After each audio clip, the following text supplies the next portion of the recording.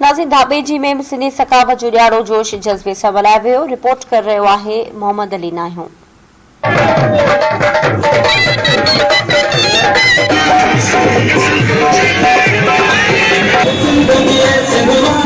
ढाबेजी में जिते सकाफ़ती ॾियारो इल्म परायो सिंध सवारी धरती टीवी के उनवान हेठ जो प्रोग्राम मुनक़द किया वियो आहे, जंहिंमें सियासी समाजी माण्हुनि वॾे अंग में शिरकत कई है, जंहिंमें STP जस्कम नौजवान इताद पारां माण्हुनि शिरकत कई आहे। उन हवाले सां उन्हनि सां ॻाल्हि ॿोल कंदासीं त अॼोको जेको सकाफ़ती ॾियारो उहो कीअं था ॾिसनि।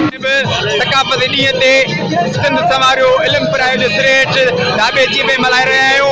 असीं अॼोके ॾींहं ते मुतालबो था कयूं त सिंध जे शहरनि में, सिंध जे वाण वस्तियुनि में तइलीम खे उजागर कयो वञे, तइलीम जूं बहितर सहूलियतूं ॾिनियूं वञनि।